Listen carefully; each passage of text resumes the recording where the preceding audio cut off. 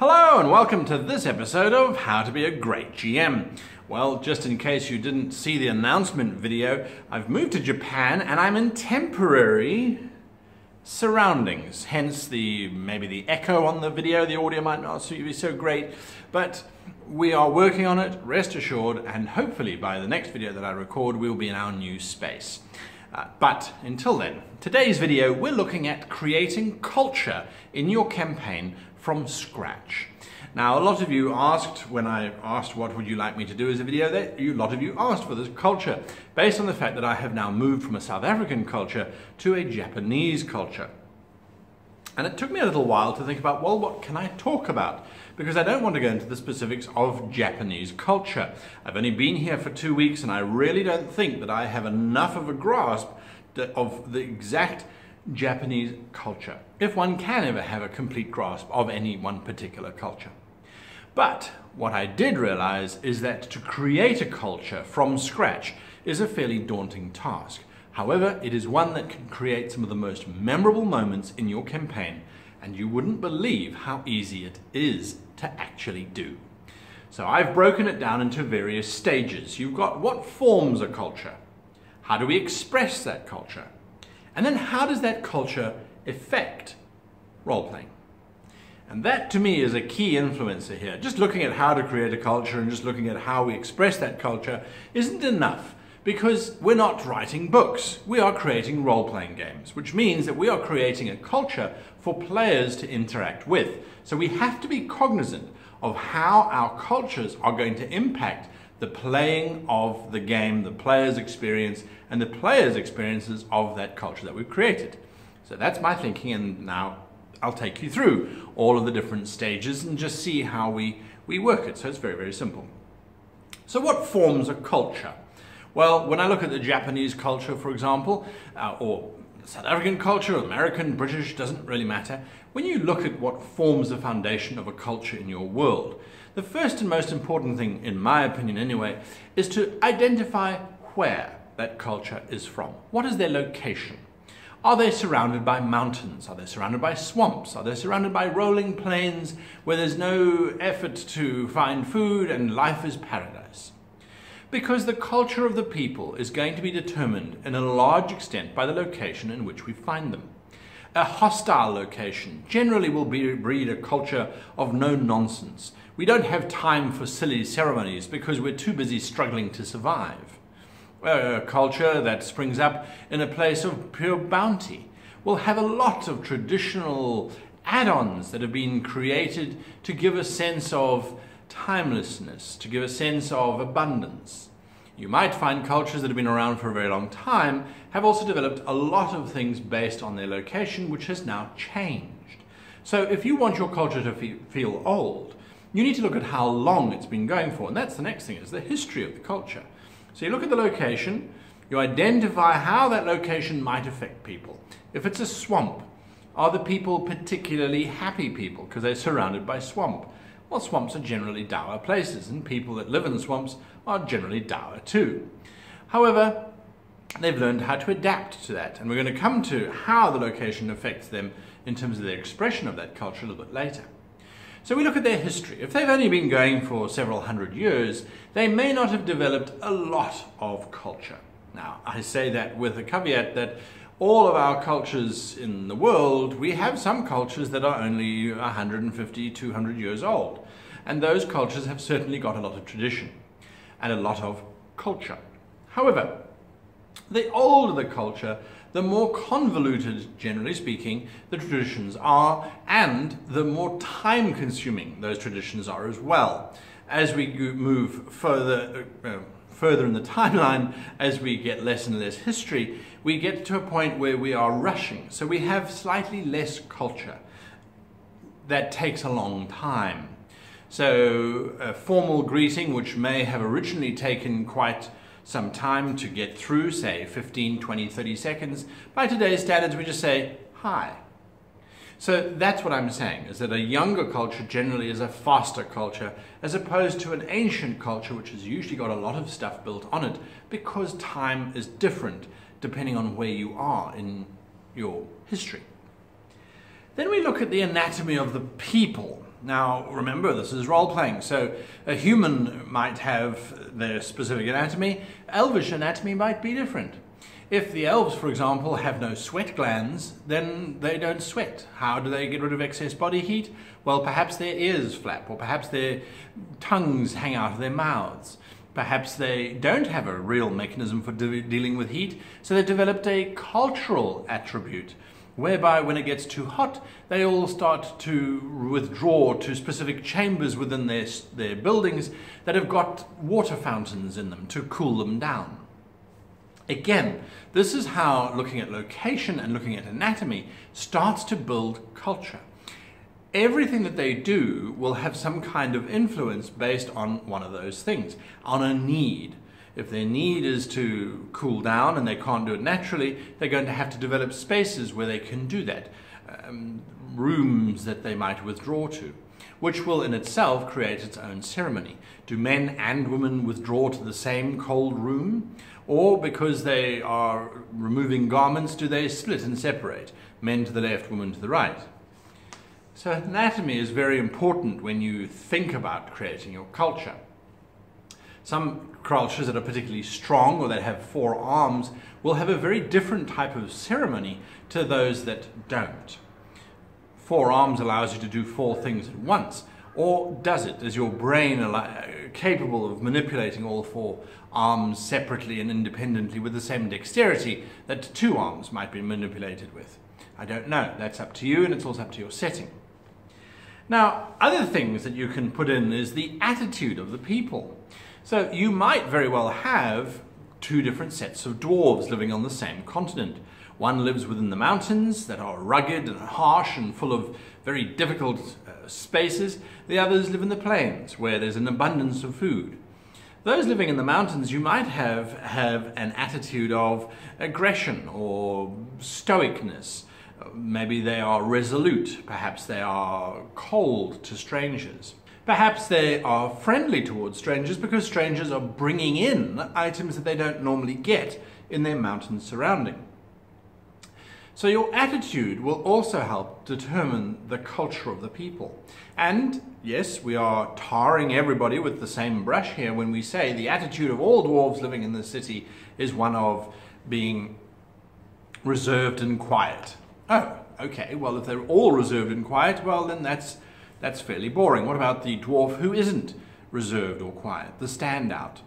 So it gives you an opportunity to create interesting NPCs as well. If everyone is quiet and sullen and doesn't talk very much, and suddenly you have this very talkative dwarf who welcomes everybody and thinks that everything's absolutely fantastic, well, they stand out and they make a memorable NPC.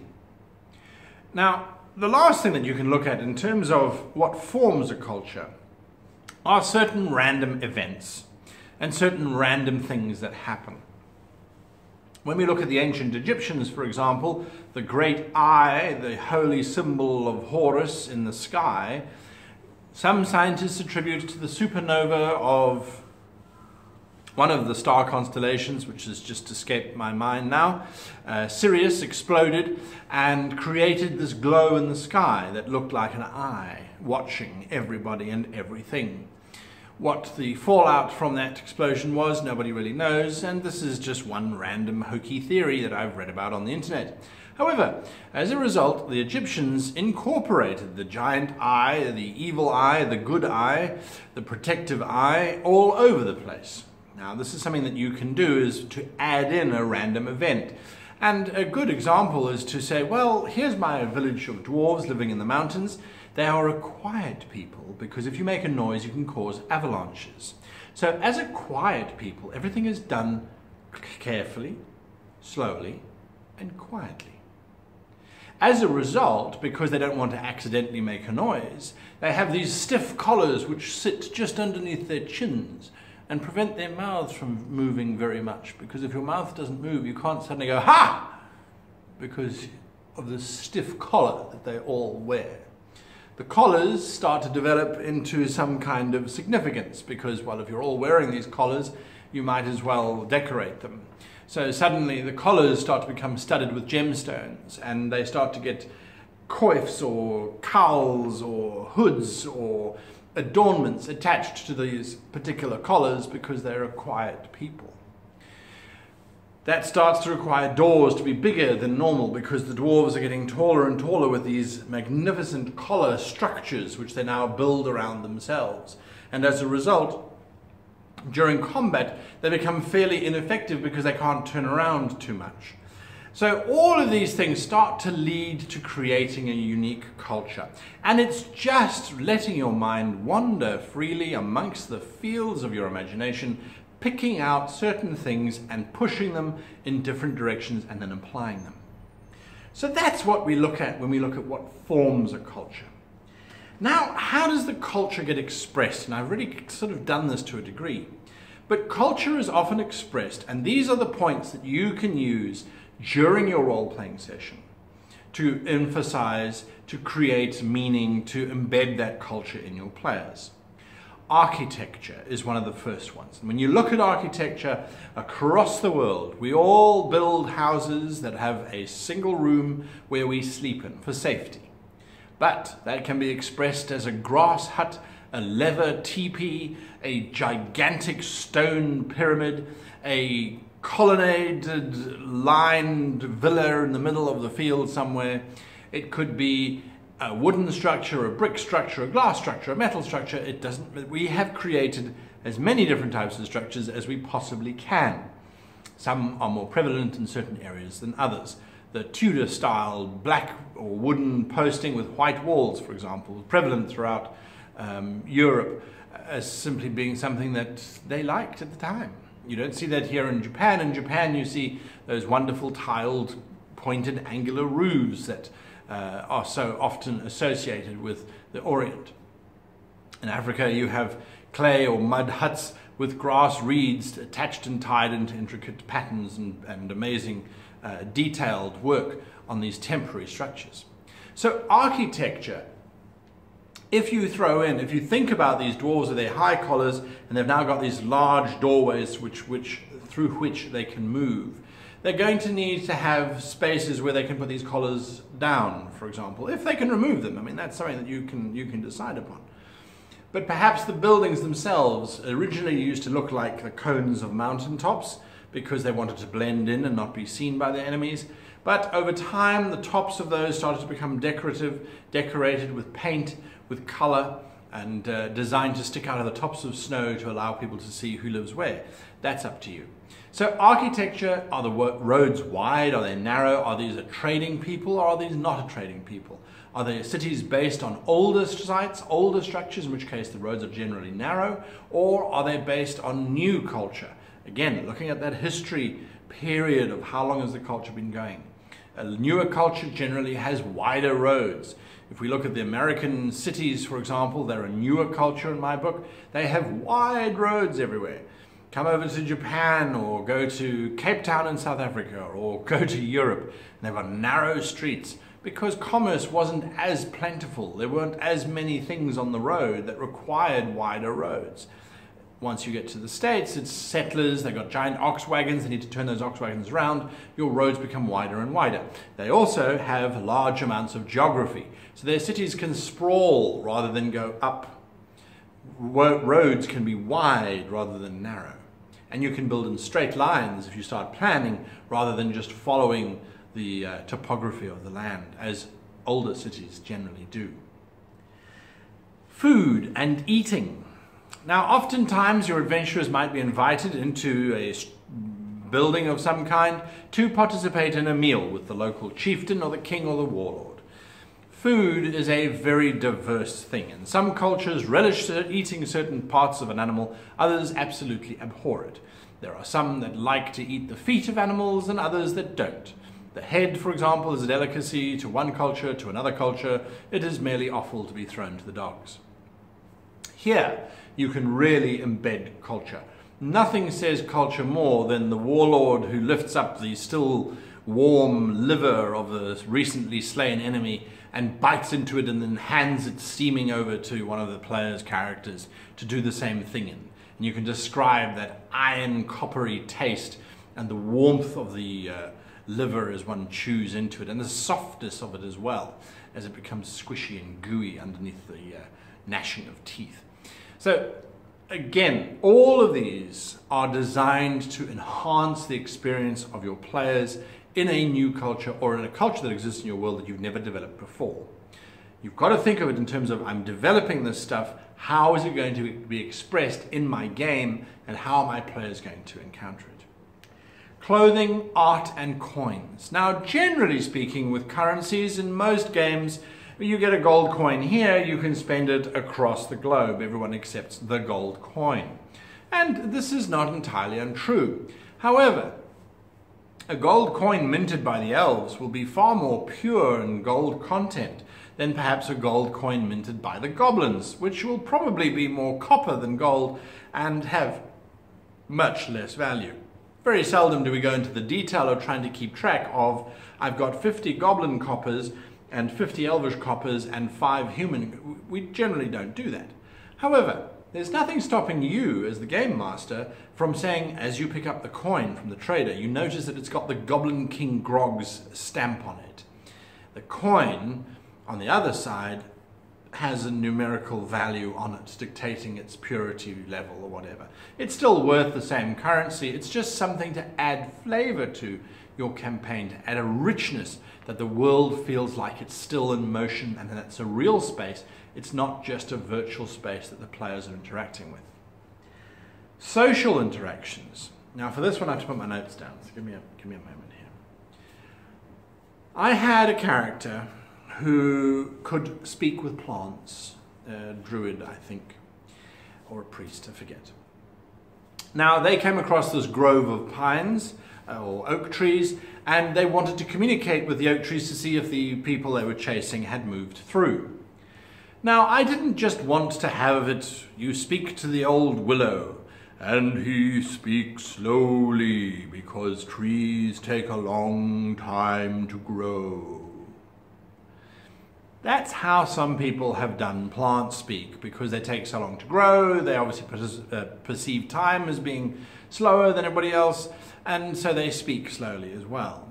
I didn't like that idea. I wanted plant speak to be something a little bit more inclusive. So what I decided was that plant speak was going to be a mixture of words and of actions that a tree might take. So a tree has branches. If the branches are open, then the tree is accepting. So it might be, we greet you. We see you've come from afar. You are here now. You are welcome. We have not seen that which you seek, for we do not pay heed to those that ride upon steeds. We are apologetic, we are sorry, we are sad. Go now in peace, and know that shade will always be upon thee. Beware the dangerous creatures that lurk and skulk unseen within the trees. So I created hand gestures to try and simulate some kind of action that a treed creature might be able to take to emphasize their words. The druid, when he just responded with, okay, well then I ask him about the birds. You have to ask them about the birds in tree speak. So the druid then had to go, greetings trees, about the birds that fly in the trees, far away and unseen in the foliage. Have you seen them recently? In other words, he was making up hand gestures just as much as I was, and the entire table was in stitches as we tried to mime and come up with different shapes that trees, branches, and twigs and leaves would make whilst expressing themselves. And ever since then, whenever the character or any character at my table has ever spoken with plants, that is the way that they have to do it. So that's part of the culture of the trees, is how do they socially interact. Others which do the double handshake. There are others that when you arrive, everyone should stand up, everyone sits down, you make eye contact, you don't make eye contact. All of those social interactions, you can examine and explore and take elements thereof and turn them into your own. And that makes for some amazing role-playing experiences. Now, the law is also a way in which we express culture. Are the laws strict?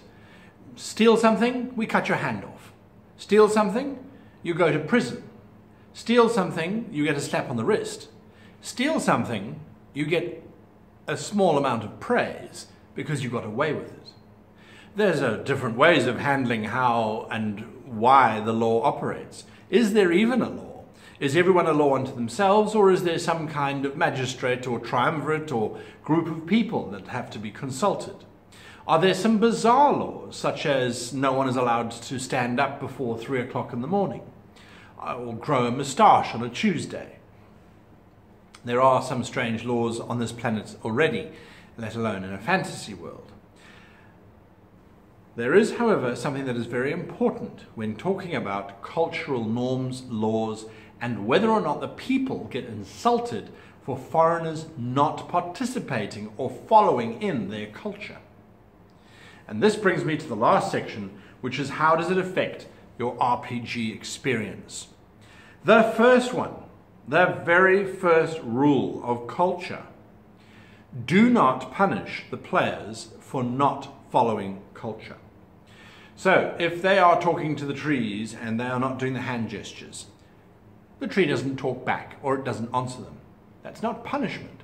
Punishment is they walk into a city and are immediately arrested, and they don't know why, because they were wearing a red cloak, and red cloaks are clearly illegal in this city. Everybody who lives here knows that. You have to give a certain latitude. Have the captain of the city walk up to them and say, "I don't know where you're from, but red cloaks around here are seen as a traitor's mark and are illegal inside our city. So kindly remove your red cloak or I'll have to arrest you." Give them some warning. Give them a heads up. And, second point, don't feed it to them all the time. If it's amusing, if it's fun, if it's something that creates difference, you can use it as many times as you like. If it is something that is laborious and that it slows the process down, such as a 5-page greeting which must be said every time they meet a character, that will start to detract from the culture. The players will start to avoid encounters with people from that culture because it becomes too arduous, too laborious to go through the processes of greeting that person. And you don't want that. Culture in our games is for flavor and for narrative invention and creativity, and to substantiate these different people in the world, to differentiate these different peoples in the world as well. So we don't want it to become the anchor that drags your game down. So apply it liberally. For example, here in Japan, there are 2 cars on the subway trains or the mainline trains that are called green cars. I didn't know what a green car was, so I jumped on board one. It was lovely. There was a waiter moving up and down, serving drinks and things. It was absolutely wonderful. Until I heard a message saying the green car is for green car ticket holders only. At which point I went into mild panic because I thought, well, now they're going to throw me out of the country because I've violated one of their cultural laws, one of their cultural norms. Of course they didn't. At the next station I said, "I'm terribly sorry," and got off out of the green car and went down to the cattle cars below and continued the rest of the train ride. And I was told later on that that's something that foreigners frequently do because we don't know any better. And we don't yet read the 3 different written forms of Japanese, and as a result, don't know that we have to have a ticket or not. So it was done once, I won't do it again, and even if I was to do it again and there was a policeman on board the train, they would simply tell me to move to the lower train later on, or possibly ask me to pay for my fare. But it wasn't and shouldn't be something that you use in your game as a punishment or as something that slows the game down. Now, something that I like to do, and this is my final thought on this fairly lengthy video on culture, is I like to reward players who involve themselves in the cultures that I've created. So if I have a particular culture, as I do in Braxia, for example, with the dwarves, where the dwarves from the mainland are all in mourning. They've been in mourning for 300 years, dressed mainly in dark tones, and generally keep their faces covered with a thin veil to represent their depression and their sadness at having lost their homeland. So the dwarves that are in mourning, if a player decides to play a dwarf, I reward that player when they recognize that mourning and themselves adopt the same attire and costuming and observe the same practices. Just as much as I reward a player who's playing, say, a priest, and they've read up on the various gods in my world, and they fulfill the duties and responsibilities that is expected of a priest for the god that they worship. If they do that regularly, I'm far more lenient with their roles. I'm far more inclined to give them adventures than I am to players who don't invest themselves and who don't care about the cultures that I've created.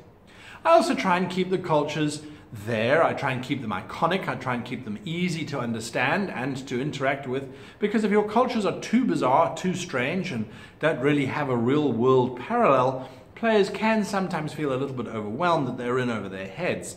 At least if I describe the Chung as being very Japanese-like, people automatically have a whole set of cultures that they associate with that type or that name or that group of people. I have the Sajet Empire, which is basically a recreation of ancient Egypt. Instead of a pharaoh, I have a pharaoh, which is close enough for my players to, when they hear the name, recognize that that's a leader who has divine status and treat them with the respect that goes accordingly. Of course, there are other cultures that I've created that are different from what we have here on real Earth, and they respond appropriately. And I like to reward them for that because it's everybody getting involved in the game. Those are my thoughts on culture. I bet I won't get any more suggestions for videos that take this long to go through. But those are my thoughts on culture and how to create a culture that's going to make your world stand out above any of the others, head and shoulders, and how to incorporate it into your game such a way that your players want more. If you like it, hit the like button. If you want to see more of these, hit that subscribe button if you aren't already a subscriber. And remember, you can head on over to www.rpgtablefinder.com to find local groups playing in your area, to find groups playing online, and generally just to meet up with other people who have similar interests and similar thoughts on role-playing, and just to have a great time. So until then, and until next time, I wish you and yours the happiest of gaming.